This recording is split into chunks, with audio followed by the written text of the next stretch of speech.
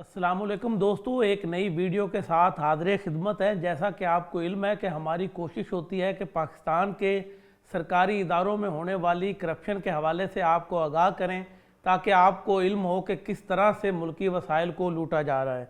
तो आज हमने जिस इलाके का इंतखाब किया है, जिस इलाके के सरकारी महकमों का इंतखाब किया है, वो मालाकंड है। मालाकंड की अगर बात की जाए तो KPK में वाकई ये इंतहाई खूबसूरत इलाका है, जहाँ पर लाखों सियाह हर साल जो है वो सियाहत के लिए जाते हैं, सैर व तफरीह की गरज से जाते हैं। एक तरफ तो पाकिस्तान का ये रोशन चेहरा है कि सियाहत के हवाले से बड़ा मारूफ है, तो दूसरी तरफ बदकिस्मती से यहाँ के जो सरकारी अफसरान हैं वो भी करप्शन करने में दीगर जो इलाके हैं पाकिस्तान के, उनके अफसरान से पीछे नहीं हैं।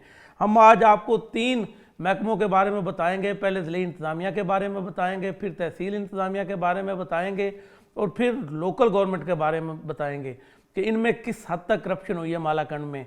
तो सबसे पहले हम रुख करते हैं ज़िले इंतज़ामिया का।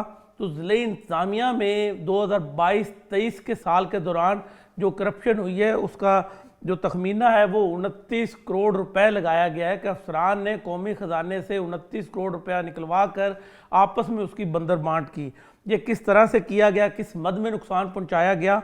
तो लैंड एक्विजिशन के नाम पर 12 करोड़ रुपए निकलवा कर अफसरान ने आपस में तकसीम कर ली है। इसी तरह फर्नीचर की बोगस खरीदारी में 1 करोड़ 29 लाख रुपए की रकम जो है वो झोंक दी गई।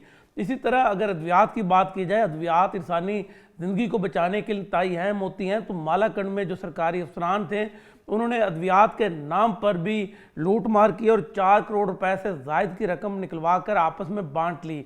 इस तरह मजमूई तौर पर 29 करोड़ रुपए से ज़ायद का ज़िले इंतज़ामिया के अफसरान ने कौमी ख़जाने को नुकसान पहुँचाया। आगे बात करते हैं तहसील इंतज़ामिया की कि तहसील इंतज़ामिया ने किस तरह से मुल्की वसाइल का बेदरेग इस्तेमाल किया और मुबैना तौर पर करप्शन की। तो जो तहसील इंतज़ामिया थी उसने मजमूई तौर पर 8 करोड़ रुपए का मुल्की ख़जाने को नुकसान पहुँचाया। तरक्याती स्कीमों की मद में 1 करोड़ 30 लाख रुपए की माली बेदाब्तियाँ की गई। इसी तरह अफसरान ने बोगस बिलों के ज़रिए कौमी ख़जाने को 6 करोड़ रुपए से ज़ायद का नुकसान पहुँचाया।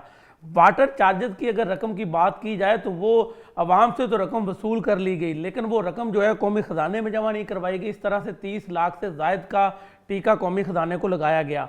ये हमने आपको ज़िले इंतज़ामिया के बाद तहसील इंतज़ामिया की होने वाली जो करप्शन है उससे आगाह किया। आगे आपको बताते हैं कि महकमा लोकल गवर्नमेंट का काम क्या है कि अवाम को जो तरक्याती मनसूबे हैं वो फराहम करना, ताकि उनकी ज़िंदगियाँ जो हैं वो आसान हो। मगर यहाँ पर लोकल गवर्नमेंट के अफसरान जो हैं उन्होंने सारा फोकस जो है वो माल पानी जमा करने पर रखा।